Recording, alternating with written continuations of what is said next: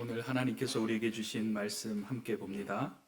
오늘 우리에게 주신 말씀은 신약 성경 마가복음 15장 42절에서 16장 8절의 말씀입니다. 마가복음 15장 42절에서 16장 8절까지의 말씀을 제가 봉독합니다.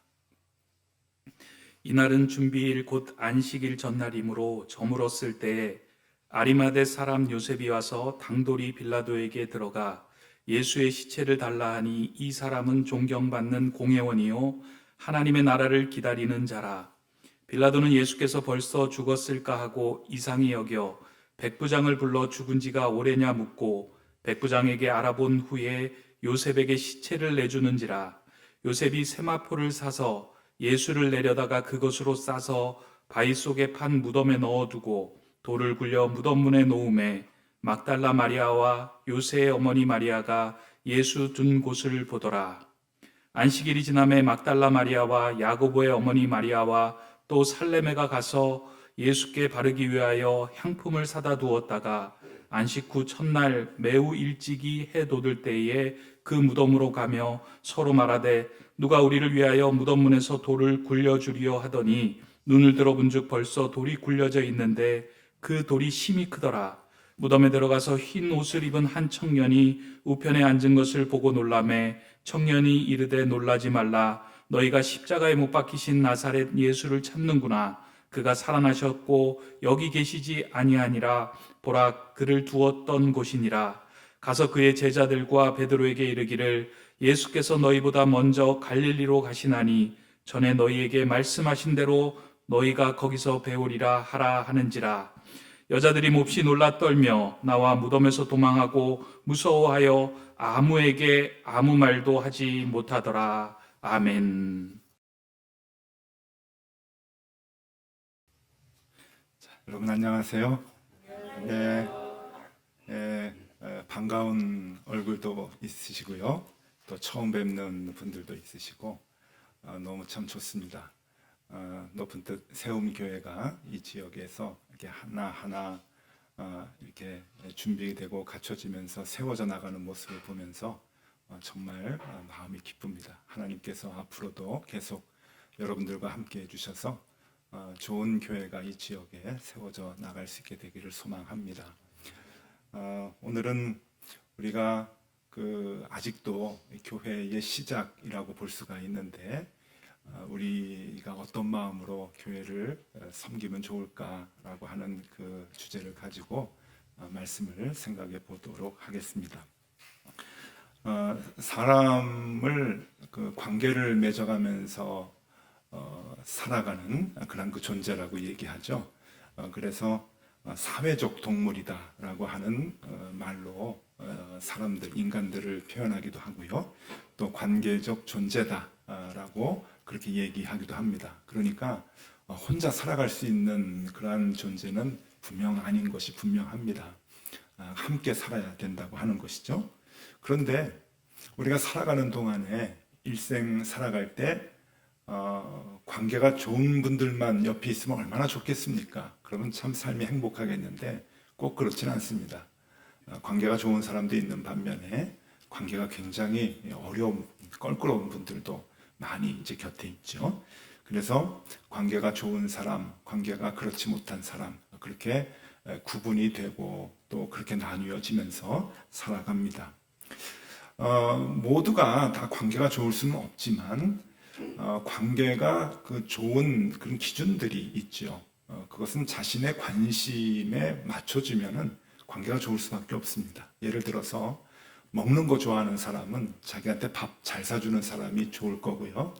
또 사업을 하면서 많은 자금이 필요한 사람은 자기한테 그 조건 없이 막 돈을 빌려주고 이렇게 대출해주고 하는 그런 사람들이 좋은 친구다. 그렇게 볼 수가 있을 것입니다. 그러니까 자기가 어떤 관심을 갖고 있느냐에 따라서 그 관계가 좋고 나쁨의 그 기준이 될 수가 있다고 보는 것이죠. 그런데 동서고금을 막론하고 좋은 관계가 되는 그 기준이 하나 있습니다. 이것은 사람의 개인적인 성향과 관계없이 옛날이나 지금이나 서양이나 동양이나 똑같이 그 기준이 하나 있는데, 그것은 사람이 힘들고 어려울 때 끝까지 옆에 있어주는 사람.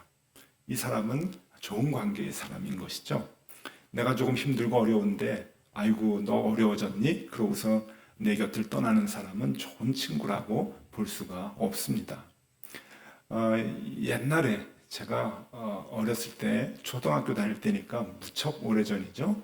지금도 기억나는 것이 그 교과서에 나온 이야기인데요. 나무꾼 두 사람이 산으로 이제 나무를 하러 갔습니다. 나무를 하러 갔는데 나무를 한참 하고 있다가 보는데 곰이 한 마리 나타난 거예요.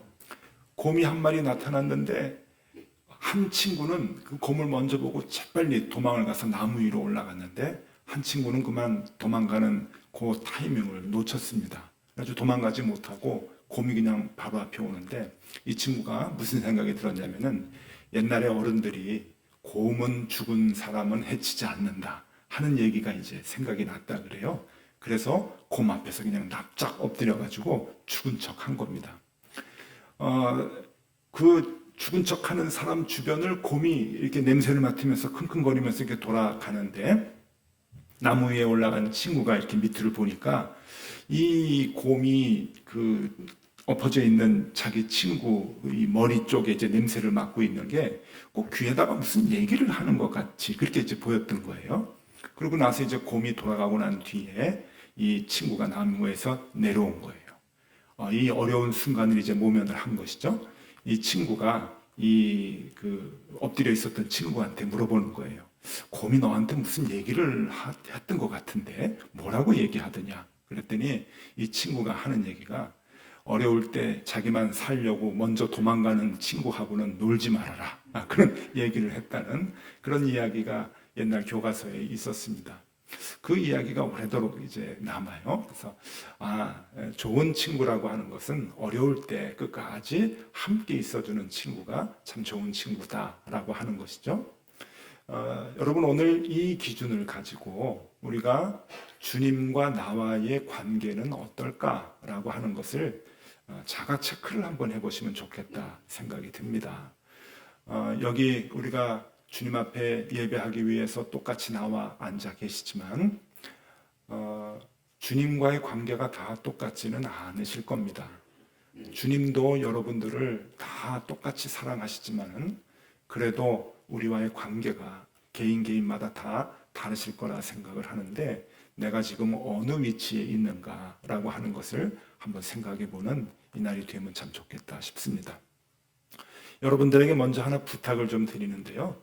오늘 설교를 들으실 때는 마음에 그림을 하나 그리셔야 됩니다. 지금부터 그림을 하나 그리셔요. 마음속에 큰 원을 하나 그리십시오. 이렇게 그 원을 하나 그리시고 그 원 맨 가운데에 십자가를 하나 그려 넣어 주세요. 그리고 이 십자가 주변으로 원을 하나씩 이렇게 넓혀 나갈 겁니다. 그러니까 거꾸로 얘기하면은 큰 원에서부터 하나씩 이제 들어가서 십자가하고 가까운 원까지 이제 가보려고 그래요. 그래서 이 원이 5개의 원이 있는데 이 원의 원주가 십자가에서 멀어질수록 주님과의 관계가 먼 거거든요. 그리고 가까울수록 주님과의 관계가 가까운 건데 나는 어느 쪽에 있는가 하는 것을 한번 체크해 보시면 좋을 것 같습니다. 제일 먼저 첫 번째로 가장 먼 원을 생각해 보도록 하겠습니다. 이 십자가에서부터 원주의 길이가 가장 먼 그 원이 이제 무엇인가 하면은요. 마태복음 14장에 나오는 오병이어의 기적, 우리가 잘 아시죠? 오병이어 기적에 참여했던 5,000명의 사람입니다. 어마어마하게 많은 사람이죠. 그리고 이 사람들의 특징은 예수님께서 축사하시고 나서 오병이어, 그러니까 보리떡 5개하고 물고기 2마리를 찢어서 뜯어서 먹이셨는데 그 기적을 입으로 체험한 사람입니다. 눈으로 본 사람이고 입으로 체험한 사람이 어마어마한 사람이죠. 그리고 이 오병이어의 이 기적의 현장에 있었던 이 사람들은 성경에 뭐라고 나와 있냐 보면은 밥 먹는 것도 잊어버리고 말씀을 들으러 모인 사람이라고 얘기합니다. 그러니까 예수님의 말씀이 얼마나 좋은지 밥 먹는 시간도 잊어버리고 밥 먹는 시간을 넘기면서까지 그 말씀에 집중했던 사람들입니다. 그런데 그 사람들이 결론부터 얘기하면은 예수님 십자가에 돌아가실 때 곁에 남아 있었던 사람이 한 명도 없습니다. 그렇게 예수님의 말씀이 좋아가지고 쫓아다닌 사람인데, 그리고 밥 먹는 것도 잊어버리고 예수님 말씀이 너무 달고 좋아서 그 말씀을 들었던 사람들인데, 결국 예수님이 돌아가시는 그 순간에 예수님을 지켜주지 못했던 사람들이죠. 이런 사람들은 어떤 사람이라고 볼 수가 있냐면은, 오늘날로 보면은요, 말씀이 좋아서 여기저기 막 쫓아다니고 목사님들 쫓아다니고 말씀 듣고 그렇게 살지만 자기에게 이익이 없으면, 자기에게 유익한 것이 없으면 언제든지 예수님을 버리고 떠나가는, 도망가는 사람들이라고 볼 수가 있습니다. 요한복음 6장 26절에 보면은 예수님께서 이런 사람들을 뭐라고 얘기하시냐면은, 너희가 나를 쫓는 이유는 떡 먹고 배부른 까닭이다. 그러니까 떡이 있고 배가 부르니까 나를 쫓았지, 너희들이 나 힘들고 어려울 땐 다 버리고 도망가는 사람들 아니냐라고 그렇게 책망하시는 것이죠. 마태복음 12장 39절에 보면은 또 이렇게 표현하십니다. 이 악하고 음란한 세대가 표적을 구하는구나. 그러니까 예수님을 쫓아가는 이유가 기적과 이적을 바라는 거예요. 그것으로 내가 유익하면 좋겠고 내가 뭔가 얻으면 좋겠다라고 하는 그런 마음을 갖고 있는 것인데, 그것이 없어지면, 그리고 유익이 없어지고 나에게 대한 그 이익이 없어지게 되면 언제든지 예수를 버리고 가는 사람, 돌아가는 사람, 그들을 이 오병이어 기적 현장에 있었던 사람들이라고 볼 수가 있습니다. 그래서 여러분, 말씀이 좋아가지고 쫓아다니고 말씀이 좋아서 밥 먹는 것 잊어버리면서까지 말씀을 듣고, 그래도 여러분 그것이 우리에게 큰 유익이 없게 되면은 언제든지 도망갈 수 있는 것이라고 우리가 봐야 되죠. 말씀을 쫓아다니는 것만이 신앙생활의 전부가 아니라고 하는 것을 성경에서 우리에게 보여주고 있습니다. 자, 그 사람들이 맨 끝에 있는 사람들이에요. 자, 여기에서 한 단계 이제 안으로 들어와 보겠습니다. 네 번째 어떤 사람들이 있는가 하면은 누가복음 10장에 나오는 사람들입니다. 이 누가복음 10장에는 예수님께로부터 훈련을 받아서 파송을 받은 70명의 제자가 나옵니다. 우리가 잘 아는 70명의 제자죠. 훈련받았고 선택받아서 2명씩 짝지워서 복음을 전하기 위해서 파송을 했던 사람들입니다. 누가복음 10장 3절에 보면은 예수님께서 이 제자들을 파송을 하면서 뭐라고 말씀하시냐면은, 내가 너희를 보냄이 어린 양을 이리 가운데 보낸 것 같도다. 그러니까 예수님의 애틋한 마음이 있는 거예요. 애정이 있는 거죠. 야, 너희들 가서 어떻게 그걸 잘할 수 있겠니? 그러면서 내가 너희를 보내는 것이 어린 양을 이리 가운데 보내는 것 같아. 잘해라. 그러고서는 이 70명을 파송을 합니다. 네, 여러분, 이 사람들도 결론을 얘기하면 예수님이 돌아가실 때 그 곁에서 십자가 지켜준 사람이 한 사람도 없습니다.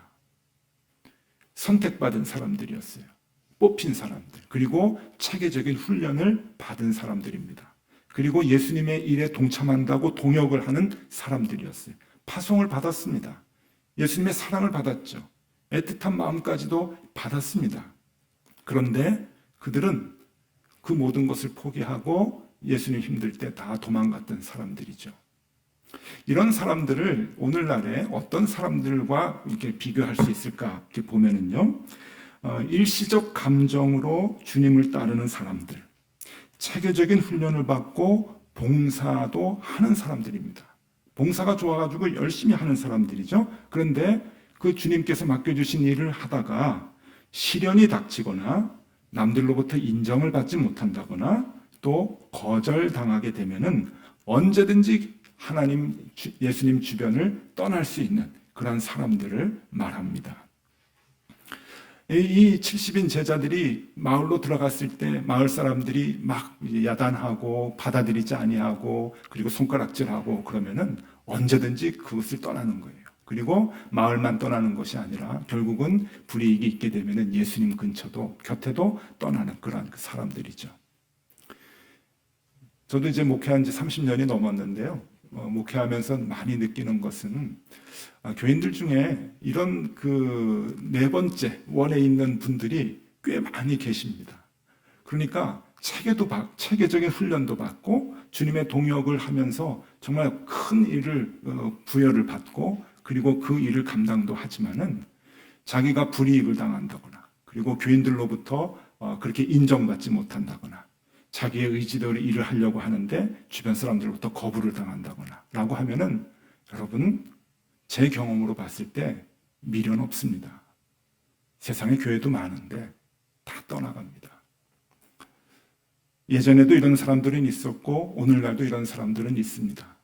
선택받아서 훈련을 받았다고 끝까지 남아있는 것이 아닙니다. 언제든지 내가 불이익을 당하고 그리고 내가 인정받지 못하게 되면은 언제든지 주님을 떠난다라고 하는 것이죠. 자, 이것이 이제 네 번째 원에 있었던 사람이고요. 한 단계 좀 앞으로 이제 안으로 좀 들어와 보면은 이 한 단계 안으로 들어오면 세 번째로 12제자들이 나옵니다. 이 12제자. 우리가 잘 아는 12제자들이죠. 이 12제자는 어떤 사람들입니까? 3년 동안 주님과 함께 있었던 사람이죠.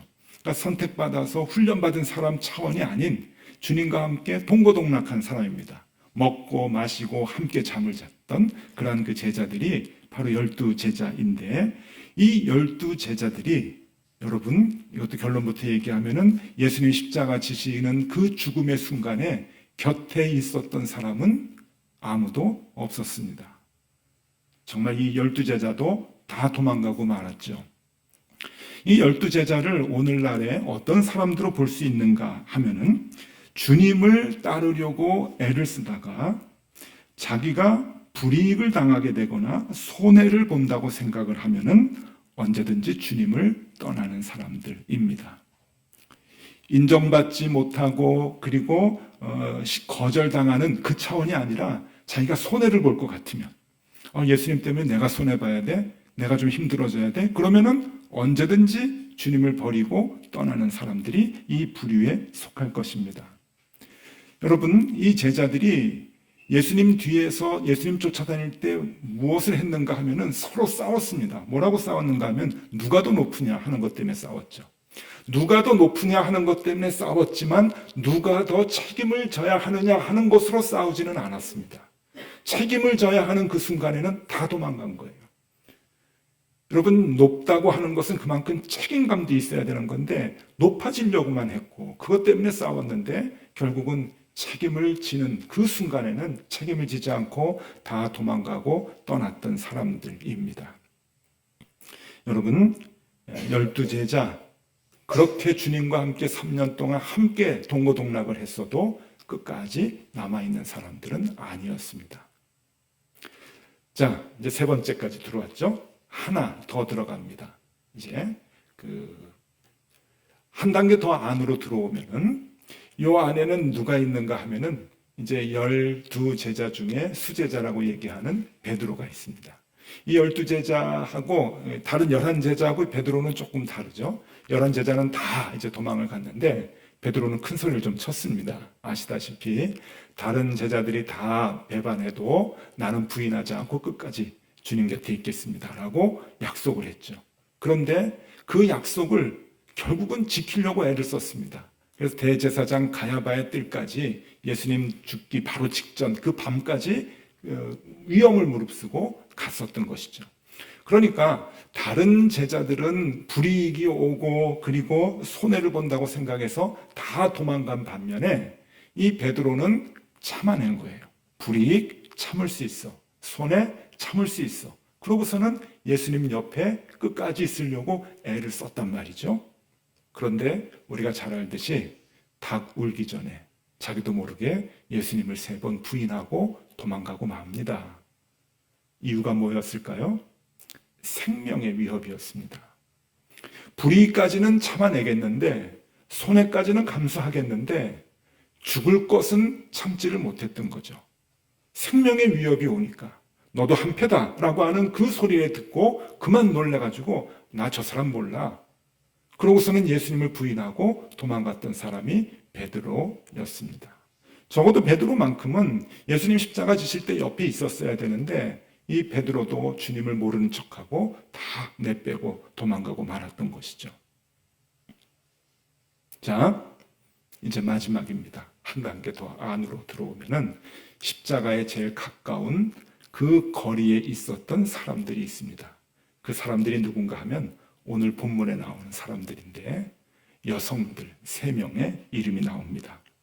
여기에 보면은 막달라 마리아와 야고보의 어머니 마리아와 살로메라고 나와 있죠. 이 세 여인이 예수님 십자가 지시는 그 순간까지 가장 가까이에 끝까지 남아 있었던 사람들입니다.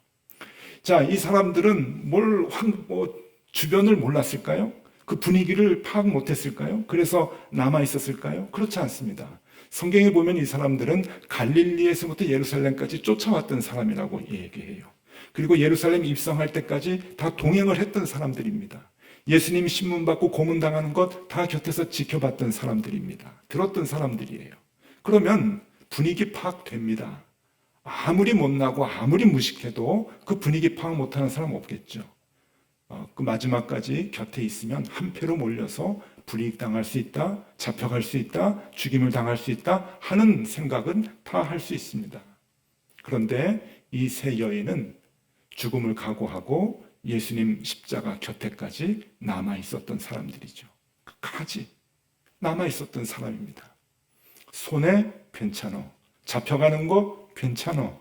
예수님 저렇게 보낼 수 없어. 그리고 죽음을 각오하면서까지 예수님 주변에 남아 있었던 사람, 바로 이 세 여인이었던 것이죠. 자, 5단계 우리가 봤는데 여러분들은 지금 어느 단계이십니까? 우리가 잘 몰라요. 좋을 땐 모릅니다. 그러나 힘들고 어려울 때, 위험한 순간이 닥칠 때, 그때는 다 그 관계가 드러나게 되는 것이죠. 저는 저를 잘 모르시는 분에게 좀 소개를 해드리면은 일본에서 목회를 오래 했습니다. 그때 장승철 목사님하고 같이 이제 있었어요. 장승철 목사님이 일본에 가시기 전에 제가 먼저 일본에서 목회를 할 때 이야기입니다. 1999년도, 이게 지금도 꽤 오래전이죠. 1999년도에 일본에서 아주 유명한 영화가 하나 개봉이 됩니다. 철도원이라고 하는 영화 개봉이 되는데 아마 그 뒤에 한국에서도 개봉이 됐던 걸로 알고 있습니다. 이 철도원이라고 하는 영화가 1999년도에 제작이 돼서 이제 개봉이 됐는데 이게 어떤 영화인가 하면은 그 두 해 전에, 그러니까 1997년도에 일본 사회를 아주 휩쓸었던 인기 있는 소설이 이제 영화화 된 겁니다. 아사다 지로라고 하는 그 소설가가 이 철도원이라고 하는 소설을 썼는데 그게 그 해에 140만 부가 팔려요. 어마어마하게 팔려서 이게 막 센세이션을 일으켰는데 그거를 영화 감독이 시나리오로 이제 바꿔서 영화로 만든 것이 이제 철도원이라고 하는 건데 그래서 일본 사회에서 일본 사람들이 워낙 좋아했던 그런 그 내용이라서 영화를 만드는 것부터 시작부터 큰 뉴스거리가 됐습니다. 그래서 누구를 캐스팅하느냐 그리고 어떻게 제작이 되느냐 하는 것이 계속 아침 뉴스에 나올 정도로 관심이 많았던 것인데 이 주인공 아버지 역으로 일본의 국민 배우라고 하는 다카코라 켄이라고 하는 아주 그 무게 있는 배우가 캐스팅이 되고 그 다음에 이제 딸 역할이 있어요. 딸이 히로세 료코라고 하는 그 당시에 고등학생이었는데 고3 신인을 이제 캐스팅을 해가지고 굉장히 큰 이제 뉴스가 됐었습니다. 이렇게 이제 캐스팅이 돼서 찍는데 계속 방송을 하는 거예요. 저도 아침에 이제 TV를 보면은 이 철도원이라고 하는 이 영화가 20% 정도 진행이 됐습니다. 뭐 50% 진행이 됐습니다. 80% 진행이 됐습니다. 막 이렇게 이제 뉴스가 나올 정도니까. 그런데 이제 이게 그 영화가 다 만들어지고 난 뒤에 그 시사회를 하는 거예요. 시사회. 근데 여러분, 이 영화에 관심이 많아가지고 많은 사람들이 이 시사회, 이 영화를 참 보고 싶어 했는데 이 시사회를 동경의 그 어떤 이제 문화회관에서 하는데 800석 좌석에서 시사회를 하는 거예요. 근데 이 시사회에는 사회에 이제 많은 그 사람들을 초청을 해가지고 돈으로 내고 들어가는 게 아니라 초청을 해서 시사회를 이제 먼저 하게 되는데 800명이 초청을 받거든요. 800명이 초청을 받는데 저에게 표가 2장이 왔습니다. 한국 사람이었어요, 제가요. 한국 사람이에요. 근데 2장이 온 거예요, 제 앞에. 별로 놀라지 않으시는데 여기 어마어마한 사건입니다. 예. 800명의 초청이 돼가지고 제가 갔어요. 근데 그 비하인드 스토리를 얘기를 하면은요, 제가 유명해서 간 게 아니고, 그 당시 제가 목회하고 있었던 교회가 사회적으로 조금 이렇게 특별한 활동을 했었어요. 그 사회적으로 이제 공무원들이나 관공서에서 한국 대사관에서 하기 힘든 그런 그 사역들을 교회가 남성교회 중심으로 이제 했었는데 그것이 너무 고마웠는지 그 마이니치 신문에서 그것을 기사화해 줘가지고 마이니치 신문에 굉장히 크게 한 신문 반면 정도 크게 이제 우리 활동이 소개가 된 적이 있었습니다. 그래서 마이니치 신문의 그 종교 담당, 문화부 담당 기자인데 그 기자하고 친해졌어요. 근데 이 시사회라고 하는 게 각 신문사 문화부 담당 기자들에게 표를 주는 거거든요. 근데 그 사람 앞에 표가 많이 온 거예요. 그래서 그 사람이 표를 주변 사람들에게 나눠주는데 그때 저하고 좀 가깝게 지나가지고 저한테 표 2장을 보낸 것이죠. 그래서 그 2장이 저에게 이제 왔었어요. 그래서 그걸 이제 보려고 했는데 시사회가 언제 이루어졌냐면은 수요일 날 저녁이에요.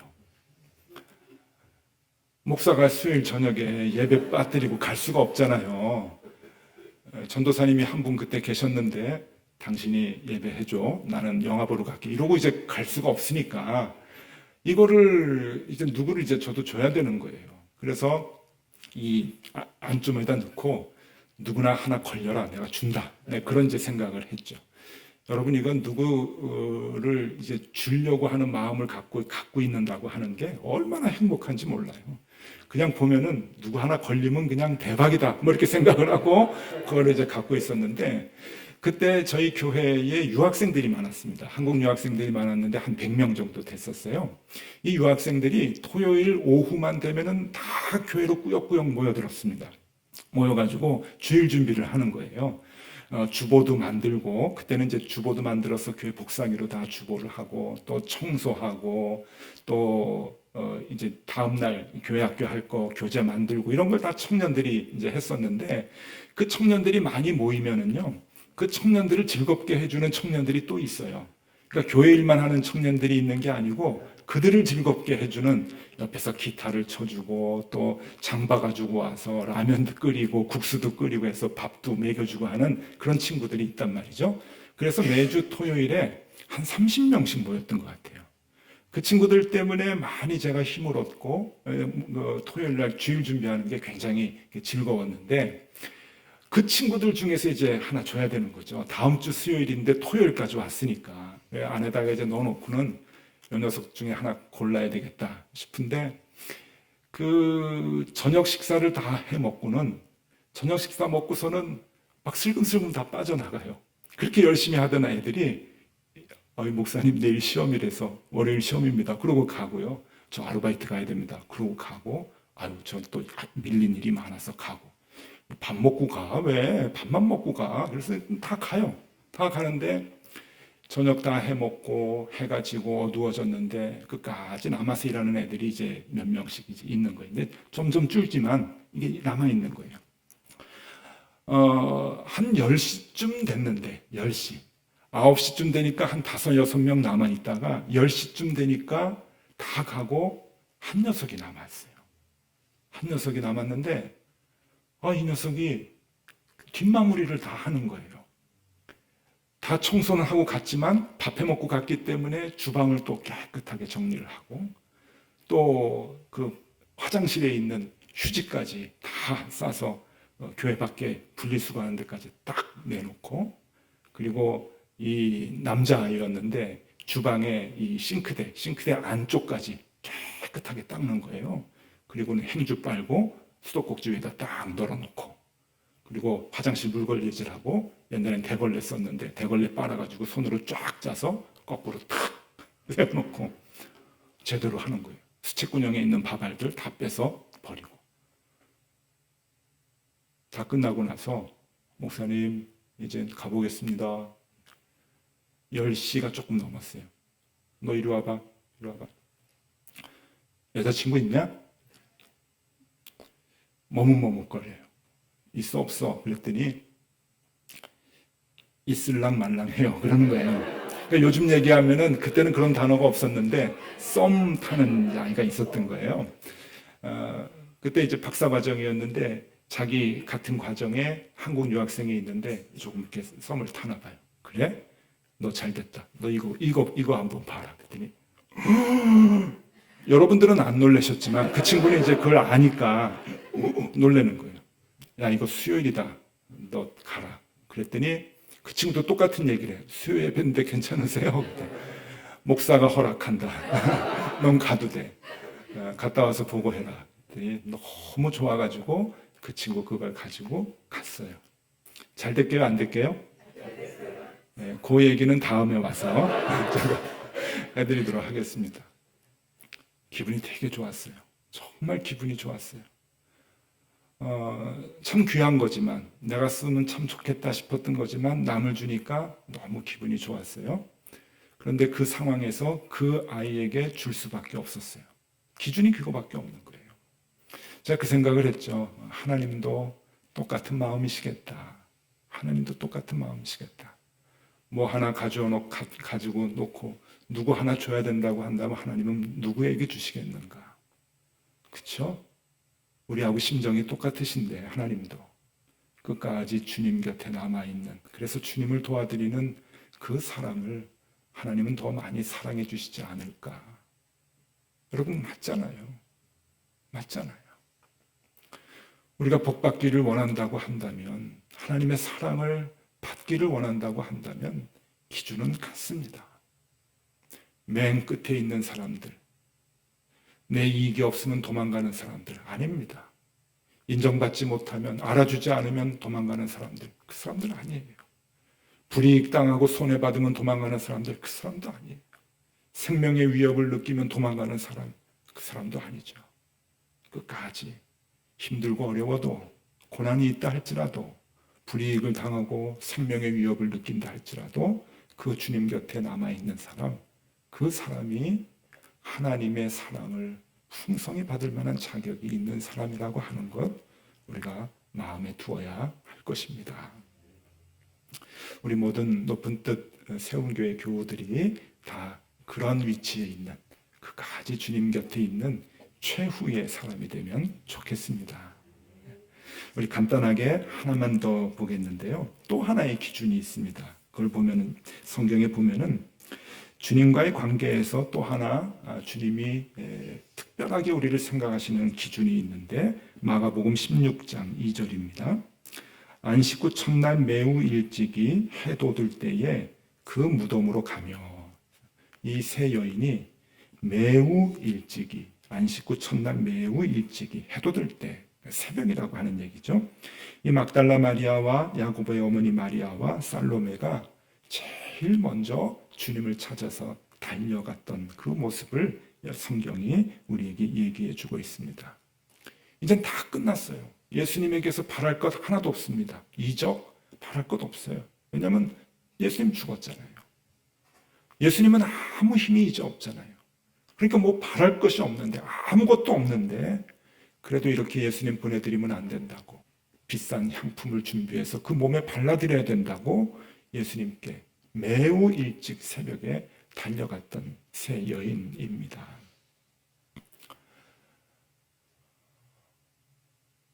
고등학교 다닐 때 저도 뭐 옛날 사람이니까 옛날 이제 책을 봤죠. 선생님들이 소개해주는 책 중에 신훈의 상록수를 봤어요. 목회하면서 청년들에게 이 책이 너무 좋아서 너 상록수 알아? 그랬더니 모르더라고요. 지하철 4호선의 상록수역만 알고 소설이라고 하는 걸 잘 모르더라고요. 근데 어른들은 아마 다 아실 거예요. 신문의 상록수, 1935년도에 일제강점기 때 그 계몽운동을 하던, 그 청년 계몽, 농촌 계몽운동을 하던 그 활동을 썼던 책이죠. 소설입니다. 여기 최영신이라고 하는 여자 선생님하고 박동혁이라고 하는 남자 선생님, 그때 이제 대학생이죠. 방학 동안에 농촌에 가서 한국말 가르치고 그리고 성경을 가르쳤던 그러한 그 활동의 모습인데, 어느 해 이 최영신 선생님이 이 상록수라고 하는 청소골이라고 그래요. 그 소설을 보면은 청소골이라고 하는 곳에 가서 이제 아이들을 가르치는데, 조그마한 예배당에 가서 마룻바닥에서 가르칩니다.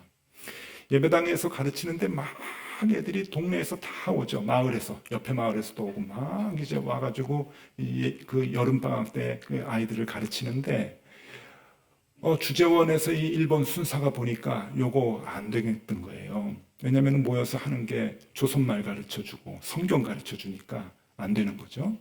그래서 이 최영신 선생을 소환을 합니다. 주재소로 불러요. 그러니까 이제 최영신 선생님이 겁이 난 거죠. 무슨 이유인지 아니까. 덜컥 마음이 이제 두려웠는데 오라 그러니까 가는 거잖아요. 그래서 주재소에 갑니다. 그러니까 경찰서에 가는 거죠. 갔더니 그 주재소 순사가 이렇게 얘기합니다. 지금 예배당에서 아이들을 가르치는데 몇 명이 모여서 공부를 하나? 그래요. 그래서 130명이 모입니다. 내일부터 80명으로 줄여라. 그래요. 대놓고 금지하면은 안 되니까 80명으로 줄여라. 그럼 하지 말라는 얘기잖아요. 130명인데 80명을 어떻게 줄여요? 그러니까 이 하늘이 무너지는 얘기죠. 소설에 보면은 최영신 선생님이 주재소로 나와서 어디로 가냐면은 예배당으로 갑니다. 예배당으로 가서 강대상 앞에 마룻바닥인데 꿇어 엎드려서 기도를 해요. 그래서 언제까지 하는 줄 아세요? 다음날 새벽까지 해요. 밤을 새서 얼마나 힘들었는지 그 말이, 밤을 새서 기도를 하는데 그 기도의 내용이 이 소설에 나옵니다. 기도의 내용을 읽어드리면 이래요. 주여, 당신의 뜻으로 이곳에 모여든 귀엽고 사랑스러운 어린 양들이 모두 3분의 1이나 그 목자를 잃게 되었습니다. 주여, 가엾은 무리가 낙심하지 말게 하여 주시고 하나도 버리지 마시고 다시금 새로운 광명을 받을 기회를 내려 주시옵소서. 오 주여, 저의 가슴은 지금 찢어질 듯합니다. 이게 소설에 나오는 기도의 내용이에요. 새벽까지 기도를 하다가 동이 터요. 창문이 환하게 밝아지니까 이 저린 무릎을 툭 가지고 이 최영신 선생님이 일어납니다. 근데 기도를 밤새 하니까 무슨 인사이트가 온 것 같아요. 하나님의 사인이 온 것 같아요. 이 최영신 선생님이 뭔가 결단을 하고 뭐를 하는가 하면은 분필을 딱 손에 들고 예배당의 이 중간에 옆에서부터 중간 벽까지 가운데 금을 거요. 바닥에다가 쭉 금을 거는데 아이들이 이제 오기 시작하는 거예요. 여러분, 옛날에 이 시골에 아이들은 왜 이렇게 빨리 오는지, 해만 뜨면 오잖아요. 또 먼 데서 오는 애들이 뭐 더 빨리 오고, 해가 뜨니까 예배당에 아이들이 몰려오기 시작을 하는데 선생님이 예배당 문을 열어놓고 아이들에게 얘기를 해요. 예배당 안으로 들어가라. 금 밖으로 나오지 말아라. 그러고서 강대상 안쪽으로 오는 애들을 차곡차곡 넣어요. 9명, 10명, 11, 12, 21, 22, 23, 34, 35, 36 계속 집어넣어요. 근데 애들이 가만히 있나요? 선생님 오줌 매려워요. 가만히 있어. 오늘은 조금만 참아. 선생님 뭐 안 가지고 왔어요. 집에 갔다 올게. 오늘은 좀 가만히 있어라. 조금만 참아라. 애들은 영문도 모르고 그 안에서 애들이 다 앉아서 있는 거예요.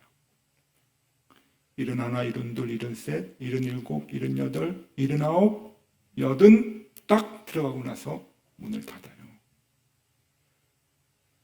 그 뒤에 오는 애들은 예배당에 들어가지 못하고 다 마당에서 왜 선생님이 문을 닫았는지 모르죠. 150명이 다, 130명이 다 모이고 난 뒤에 최영신 선생님이 아이들을 모여놓고 문 밖에서 얘기를 하는데 선생님이 울면서 얘기를 해요. 얘들아, 오늘부터 선생님이 너희들 가르칠 수 없게 됐다. 약속할게. 내년에 꼭 와서 함께 공부하자.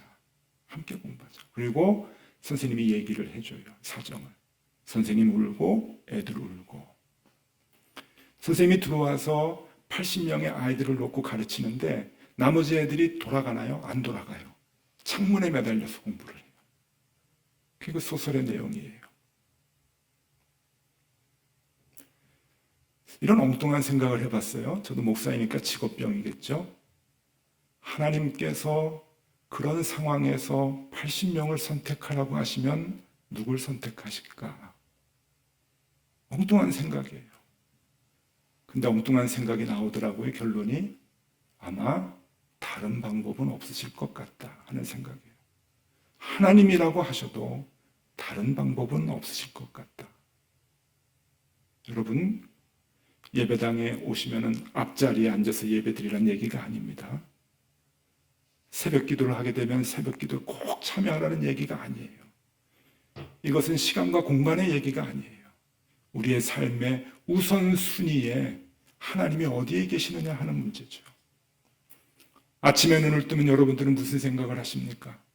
오늘도 돈 걱정하십니까?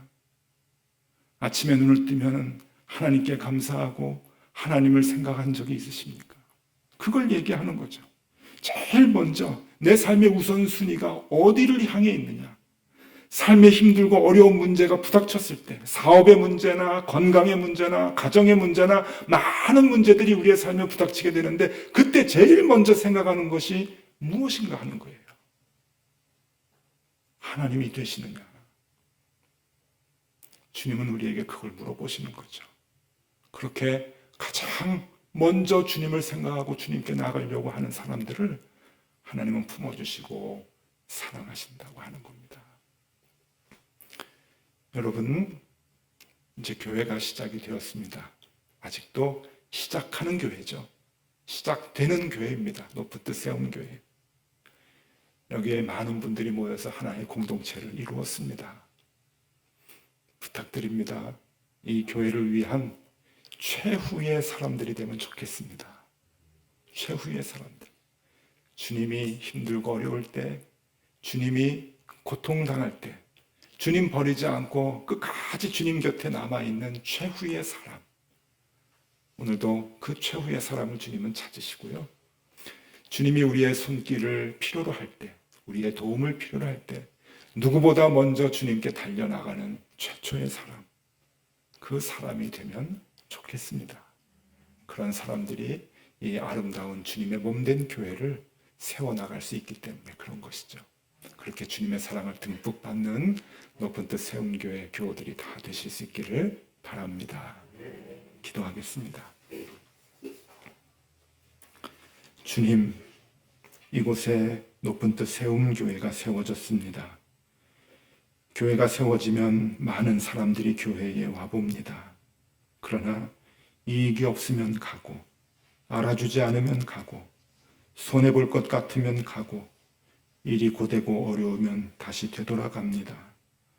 주님, 우리 모두가 어떤 경우라도 주님 곁에 끝까지 남는 최후의 사람 되게 하여 주시고, 주님 사람들을 필요로 하실 때 제일 먼저 달려나가는 최초의 사람이 되게 하여 주시옵소서.